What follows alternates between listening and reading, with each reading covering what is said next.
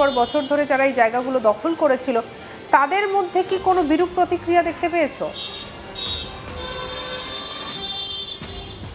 দেখো, ক্যামেরার সামনে কেউ মুখ খুলতে রাজি হয়নি। আমরা অনেক চেষ্টা করেছিলাম, কিন্তু কেউ এই বিষয়ে কোনো মন্তব্য করতে চায়নি। যদিও পুলিশ প্রশাসনের তরফ থেকে যেটা আমরা জানতে পাচ্ছি, বা স্থানীয় প্রশাসন বা কেএমসির আধিকারিকরা যেটা বলছে, যে তাদেরকে অনেক আগেই পুরসভার তরফ থেকে নোটিশ দেওয়া হয়েছিল এবং এই জায়গা পুরোপুরিভাবে খালি করতে বলা হয়েছিল। কারণ তাদের যেটা বক্তব্য, যে এটা একেবারে অবৈধভাবে ফুটপাত, এই ফুটপাত কোনোভাবেই দখল করে রাখা যায় না।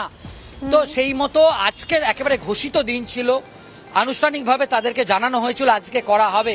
সেই মতো অনেক আগেই এই যে এখানে যারা বসেছিল তাদেরকে বলা হয়েছিল, তারা কিন্তু অনেক আগেই এখানকার যে যারা জিনিসপত্র সেগুলোকে কিছু কিছু করে খালি করেছিল।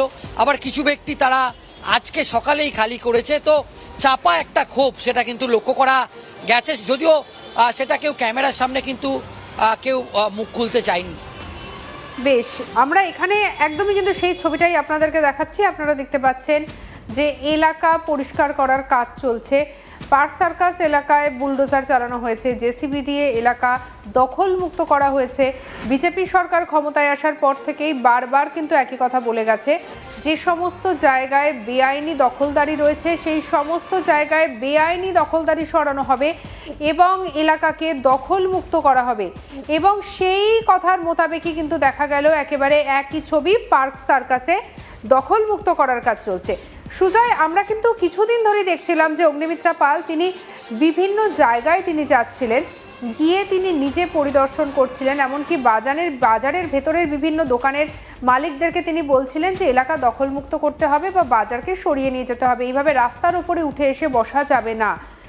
তো পরবর্তীতে আর ঠিক কী কী কর্মসূচি রয়েছে প্রশাসনের?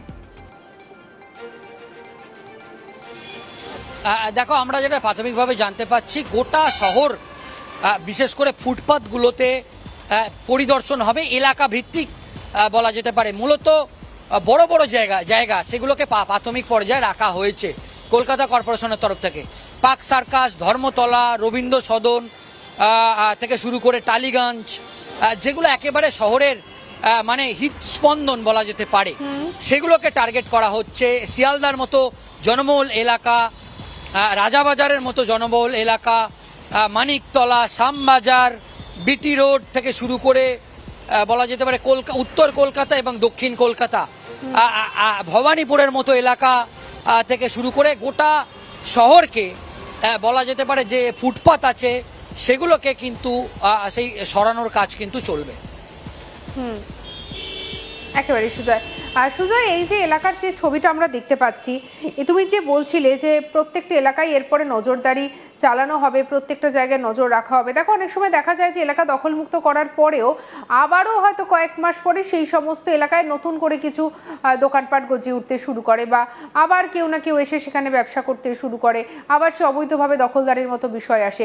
সেক্ষেত্রে এই বিষয়টা যাতে মেনটেন করা যায় তার জন্য কি কি প্রশাসনিক ব্যবস্থার কথা জানতে পারছো? দেখো, পুরসভার থেকে যে নজরদারি, সেই নজরদারি কিন্তু বাড়ানোর হবে এবং বাড়ানোর কাজ ইতিমধ্যেই শুরু হয়েছে। এবং নতুন করে যাতে বসানোর যে প্রক্রিয়া থাকে, তুমি জানো যে একটা অভিযোগ কিন্তু স্থানীয় কিছু নেতা, তারা কিন্তু টাকার বিনিময়ে বা মাসোহারার বিনিময়ে এই ফের তাদেরকে বসানোর বিষয় থাকে। তো সেক্ষেত্রে একদম সরকারের তরফ থেকে ঘোষিত নীতি, কোনোভাবে এই ধরনের টাকা নিয়ে যদি এরকম যদি কোনো অভিযোগ আসে যে কোনো পলিটিক্যাল লিডার বা কোনো নেতা তারা কিন্তু টাকা নিয়ে যদি বসায়, তো তাদের বিরুদ্ধে কড়া ব্যবস্থা কিন্তু নেওয়া হবে। এবং ইতিমধ্যেই এই বিষয়ে সরকার একেবারে কঠোর মনোভাব নিয়েছে। নতুন করে ফুটপাতে যাতে না বসতে পারে, সেক্ষেত্রে সিসিটিভিতে যেরকম নজরদারি ব্যবস্থা করা হয়েছে, স্থানীয় থানাগুলোকে সতর্ক করা হয়েছে, স্থানীয় পুলিশের ডিসি অফিসগুলো সেখানে সতর্ক করা হয়েছে। এবং কেউ যাতে কোনো পলিটিক্যাল রাজনৈতিক মদতপুষ্ট কোনো নেতা, তারা যাতে কোনো টাকা নিয়ে ফের ফুটপাতে কাউকে বসাতে না পারে, সেটা প্রশাসনের তরফ থেকে একদম কড়া নির্দেশ মুখ্যমন্ত্রী যেরকমভাবে দিয়েছেন। রাজ্য প্রশাসন, পুলিশের সিপি থেকে ডিজি, তারা কিন্তু কঠোর পদক্ষেপ নেবে যাতে এই ধরনের ঘটনা না হয়। হুম হুম একেবারেই। আমরা কিন্তু তখন সুজয় দেখছিলাম যে এই ধরনের কথা কিন্তু বারবার বলা হচ্ছিল, যে যাতে মুখ্যমন্ত্রীর পক্ষ থেকেও কিন্তু বারবার দেখো কড়া নির্দেশ এসেছে। বিশেষ করে আমরা অগ্নিমিত্রা পালকে দেখেছি একদম পুরো ফ্রন্ট ফুটে থেকে তিনি কিন্তু প্রত্যেকটা দিকে নজর রাখছেন। সুজয়, তুমিও জানো যে গতকাল রাতে শহর কলকাতায় আমরা জানি যে একটি হোটেলে আগুন লাগে এবং প্রচণ্ড পরিমাণে এলাকাটা ঘিঞ্জি হওয়ায় কিন্তু মানুষজনকে উদ্ধার করতে গিয়েও বেশ খানিকটা বেগ পেতে হয়।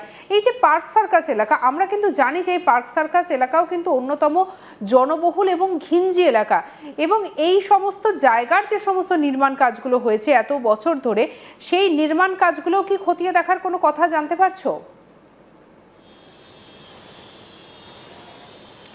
হ্যাঁ দেখো, গোটা এলাকাই কিন্তু নজরে আছে। তুমি যে কথাটা বললে পার্ক সার্কাসের এই এলাকা থেকে শুরু করে গোটা শহরের যেখানে এই ধরনের অবৈধ নির্মাণ এবং তুমি দেখছো যে অগ্নিকাণ্ডের ঘটনাও শহরের বুকে ঘটে গেছে। তো সেই সমস্ত বিষয়ে আমরা যেটা জানতে পাচ্ছি, পুরসভা থেকে শুরু করে ফায়ারের সমস্ত আধিকারিকরা তারা এই সমস্ত বিষয়গুলো খতিয়ে দেখবে এবং যেখানে এই ধরনের অবৈধ নির্মাণ আছে তাদের বিরুদ্ধে কিন্তু প্রশাসন খুব শীঘ্রই কড়া ব্যবস্থা নেবে। একেবারে অবশ্যই। সুজয়, আজকে ঠিক কখন থেকে এই এলাকা পরিষ্কারের কাজ শুরু হয় এবং কটা পর্যন্ত চলে এই পুরো ঘটনা? দেখো, আমরা যেটা প্রাথমিকভাবে জানতে পারছি ঠিক 11:30 থেকে তারা আসে, কিন্তু শুরু হয় প্রায় 12টা থেকে। ইতিমধ্যেই সেই যে প্রক্রিয়া 500 মিটার তারা কিন্তু শেষ করেছে এবং তাদের বক্তব্য আবার তারা আসবে এবং লাগাতার এই ধরনের ফুটপাত এরিয়া ভিত্তিক সরানোর কাজ কিন্তু চলবে। একেবারেই সুজয়, অর্থাৎ বোঝাই যাচ্ছে যে এলাকা ভিত্তিক কিন্তু এই সরানোর কাজ চলবে, এই প্রক্রিয়া কিন্তু চলতে থাকবে। এই একটা বিষয় কিন্তু একেবারে পরিষ্কার। এবং একটা কথা বলো সুজয়, এই যে এই সমস্ত দোকানগুলো যাদের ছিল, এই যে সমস্ত ছোট ছোট দোকানগুলো, এগুলো কিন্তু প্রত্যেক দিনের বিভিন্ন মানুষের খাবারের জায়গা ছিল, আশেপাশে যারা কাজ করতে আসেন তাদের জন্য কিন্তু এই সমস্ত দোকানগুলো খুব গুরুত্বপূর্ণ ছিল। সেক্ষেত্রে কোনো বিকল্প ব্যবস্থার কথা কি সরকার বলছে? দেখো, এখনো পর্যন্ত সরকারের তরফ থেকে এরকম কোনো ঘোষণা করা হয়নি। যেহেতু এগুলো অবৈধভাবে বসেছে এবং অনেক দিন ধরে তারা এখানে গুমটি করে একদম ফুটপাতের ওপর ফুটপাত দখল করে এই ধরনের কাজ করেছে, যেটা সম্পূর্ণভাবে বেআইনি। এবং দেখো, ফুটপাতকে যদি একেবারে পরিষ্কার করা যায়, দখলমুক্ত করা যায়, তাহলে শহরে যে দুর্ঘটনা ঘটে বিভিন্ন সময়, যেহেতু ফুটপাত যেহেতু দখল হয়ে থাকে, সাধারণ মানুষ কিন্তু রাস্তা দিয়ে মানে ফুটপাতে না চলাফেরা করে রাস্তা দিয়ে চলাফেরা করে এবং যার ফলে দুর্ঘটনা কিন্তু দিন দিন বাড়ে। মনে করা হচ্ছে যে যদি ফুটপাতকে দখলমুক্ত করা যায়, সাধারণ মানুষকে ফের শহরের ফুটপাত ফিরিয়ে দেওয়া হয়, তাহলে যেরকমভাবে শহরকে